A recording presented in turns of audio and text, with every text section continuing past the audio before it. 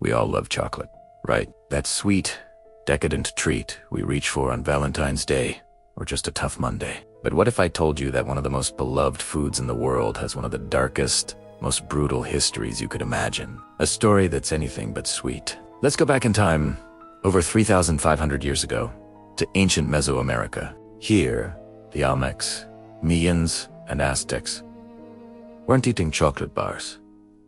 They were drinking it, but this wasn't your cozy hot cocoa. It was a bitter, frothy, and powerful beverage, often mixed with spices and chili peppers. It was sacred, used in royal ceremonies, important rituals, and even as medicine. In fact, cacao beans were so valuable, they were used as currency. Imagine going to the market and paying for your groceries with a handful of cacao beans. That's how important this stuff was.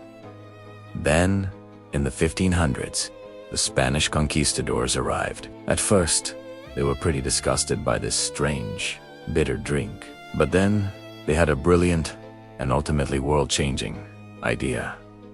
They added sugar, and just like that, everything changed. When this sweetened version of chocolate reached Europe, the elite went absolutely wild for it. It became the ultimate status symbol, the hottest new trend in the royal courts of Spain, France, and England. Chocolate houses popped up all over London, becoming hubs for the wealthy and powerful. But this new obsession came at a horrific cost. The demand for chocolate skyrocketed, and so did the demand for sugar to sweeten it. To meet this demand, European powers established massive plantations in their colonies, especially in the Caribbean and later in West Africa. And who did the back-breaking work of cultivating cacao and sugarcane under the scorching sun? Enslaved Africans. Millions were kidnapped from their homes and forced into brutal labor, all to satisfy Europe's sweet tooth. The immense profits of the chocolate industry were built on the suffering and exploitation of human lives. Chocolate wasn't just a luxury, it was a product of the transatlantic slave trade.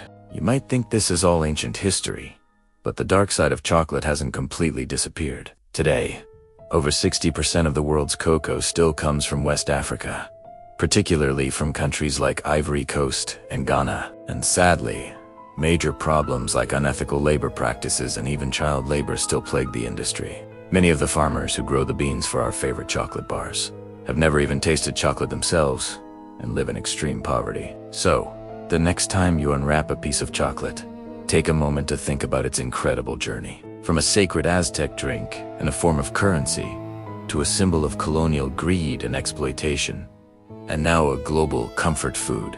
It's a powerful reminder that everything we consume has a story.